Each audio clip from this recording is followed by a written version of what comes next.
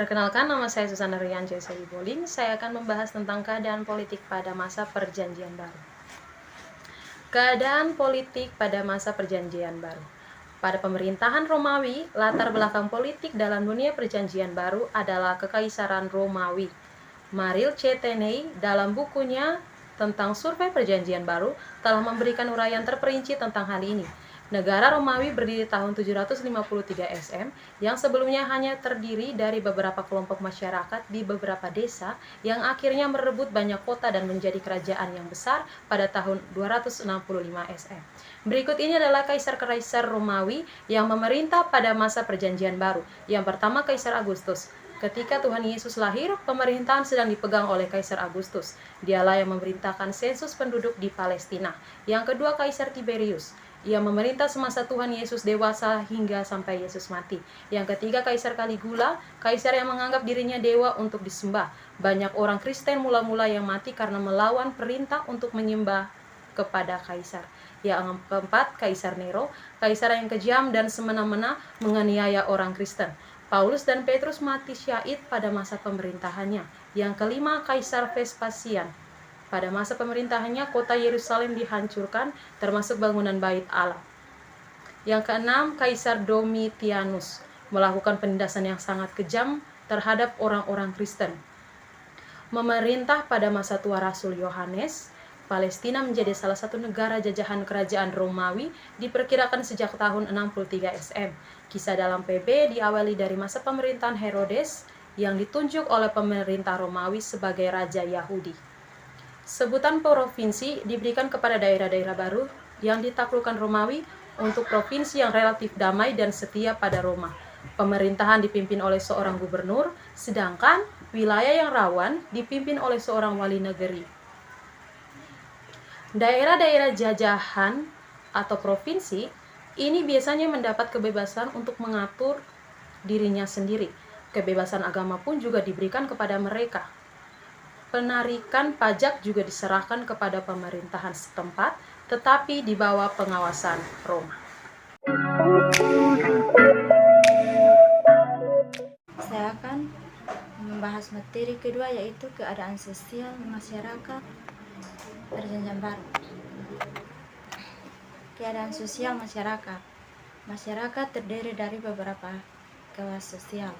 Lapisan paling atas ditempati oleh para pejabat dan para tuan tanah serta pengusaha besar. Mereka memiliki modal dan kekayaan besar. Kelompok ini merupakan golongan aristokrat. Lapisan yang di bawahnya adalah orang merdeka yang memiliki kewarganegaraan penuh. Pekerjaan mereka adalah pegawai pemerintah, tukang pengusaha kecil dan sedikit petani. Kelompok di bawahnya lagi adalah bekas para budak. Kelompok ini memiliki hubungan emosional dengan majikannya. Lapisan yang paling rendah adalah para budak. Budak secara resmi di pasaran layaknya barang dagangan. Kelompok yang terdiri sering disebut barbaroi. Di kalangan masyarakat Yahudi ada pembagian kelas, yakni lapisan paling atas adalah para bangsawan dan tuan tanah. Lapisan di bawahnya orang merdeka. Kelompok ini adalah pegawai yang bekerja pada pemerintahan, petani, pedagang, dan tukang.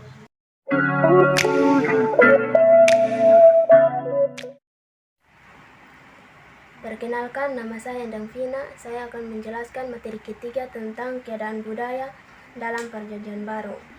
Keadaan budaya. Alexander Agung mendirikan kota yang bergaya Yunani, misalnya Alexandria di Mesir, Antioquia di Syria, Seleucia di Sungai Tigris. Di kota itu didirikan pasar, kuil, bangunan pemerintah, lapangan olahraga, teater, dan kolam renang. Kota Alexandria di Mesir adalah sebuah kota besar, menjadi pusat perdagangan dengan perpustakaan umum dan museum. Seleucia di Tigris adalah kota bank. Antioquia di Syria, pusat pemerintahan dinasti Seleucus. Bahasa Yunani memainkan peranan dalam masa kekuasaan Alexander. Bahasa Yunani Atik menjadi bahasa sastra, filsafat, ilmu pengetahuan, dan seni. Bahasa Yunani Koine dipakai orang kecil dan miskin atau bahasa rakyat jelata. Pengaruh bahasa Yunani sangat besar sehingga dipakai untuk menerjemahkan Perjanjian Lama dalam bahasa Yunani. Pendidikan dilakukan di gedung olahraga. Pengaruh kebudayaan Yunani sangat kuat pada masa pemerintahan Roma. Pendidikan Yunani berkembang pada bidang politik, sosial, dan ekonomi.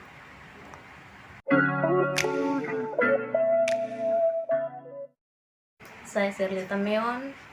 Saya akan menjelaskan materi yang keempat tentang keadaan ekonomi dalam Perjanjian Baru. Keadaan ekonomi dalam lingkungan kekuasaan Yunani Romawi bertumpu di kota. Tanah pertanian adalah milik para tuan tanah atau pemodal yang tinggal di kota. Kebutuhan keuangan para penguasa dengan memaksa rakyat untuk membayar pajak tinggi. Di dunia Yunani Romawi, peranan para budak memegang peranan dalam menjalankan roda perekonomian. Perdagangan antar daerah dan antar kota sangat berkembang karena adanya jaringan jalan dan alat pengangkut seperti kapal serta jalur laut yang aman dan memperlancar perdagangan. Dalam rangka memperlancar perekonomian dicetak uang dalam kekuasaan Roma, berlaku mata uang denarius. Selain nilai yang tertera pada mata uang itu, ada juga gambar penguasa yang sedang memerintah. Pada masa Yesus, pekerjaan utama masyarakat di Palestina adalah petani kecil, nelayan tradisional, tukang bangunan, dan buruh. Saya Angel Maria Kose akan membahas materi yang kelima tentang keadaan transportasi pada Perjanjian Baru. Keadaan transportasi pada era Perjanjian Baru.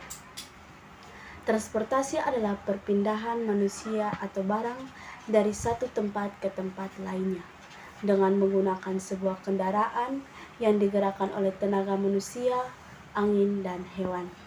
Transportasi digunakan untuk memudahkan manusia dalam melakukan aktivitas sehari-hari. Pada masa Perjanjian Baru, transportasi yang sering digunakan oleh jemaat, para rasul, dan Yesus pada waktu itu adalah kapal dan perahu. Kedua transportasi ini digunakan ketika melalui jalur laut dan sungai, sedangkan jalur darat yang digunakan untuk alat transportasi pada waktu itu adalah hewan, yaitu keledai, unta, dan kuda. Sarana transportasi ini sangat membantu sekali bagi para pedagang pada zaman itu. Yang pertama, kapal. Kapal menjadi transportasi yang sangat utama dan penting pada saat Perjanjian Baru, terutama dalam perdagangan yang digunakan oleh Alexandria dan pewartaan yang digunakan oleh Paulus dan Barnabas ke wilayah-wilayah pada waktu itu. Rasul Paulus dan murid-muridnya sendiri kerap kali menggunakan kapal Alexandria ini ketika hendak berlayar untuk mewartakan sabda Allah. Yang kedua, perahu. Perahu digunakan di sungai-sungai dan terusan-terusan di pedalaman. Pada umumnya digunakan untuk mengangkut muatan kapal dan hendak berpergian. Perahu-perahu yang digunakan untuk berpergian umumnya berukuran tidak terlalu besar sehingga tidak bisa memuat banyak muatan. Bahan yang digunakan untuk memuat perahu adalah berkas bulu papirus yang diikat dengan rami atau papirus. Yang ketiga, keledai. Keledai adalah hewan pokok untuk sarana pengangkutan dan transportasi umum. Yang paling populer, keledai juga binatang yang memiliki kaki yang sangat kuat. Karena memiliki kaki yang kuat, maka keledai digunakan baik untuk mengangkut barang, dagangan, bisa juga ditunggangi, ataupun juga untuk membajak ladang. Yang keempat, unta. Unta adalah binatang yang memesona, kuat, dan tangguh. Inilah binatang gurun sejati. Unta dapat bertahan tidak minum selama 3-4 hari sampai 1 minggu. Pada musim dingin bahkan sampai 2-3 minggu. Unta adalah binatang beban dan tunggangan serta digunakan pula dalam peperangan. Unta sangat membantu dalam perjalanan yang menempuh padang gurun. Pada masa Perjanjian Baru, unta memang sudah jarang digunakan lagi. Tetapi unta sering digunakan oleh Yesus untuk perbandingan. Bagi Yesus, sulitnya orang yang hidup dalam kekayaan masuk dalam kerajaan surga. Yang kelima, kuda. Kuda adalah binatang yang gagah, rupanya dan sangat kuat. Kuda juga digunakan secara luas oleh penduduk sipil, meskipun tidak mampu membawa banyak beban dan mahal harganya untuk dipelihara. Kuda tidak dianggap sebagai binatang beban dan hampir tidak pernah dipergunakan untuk pertanian.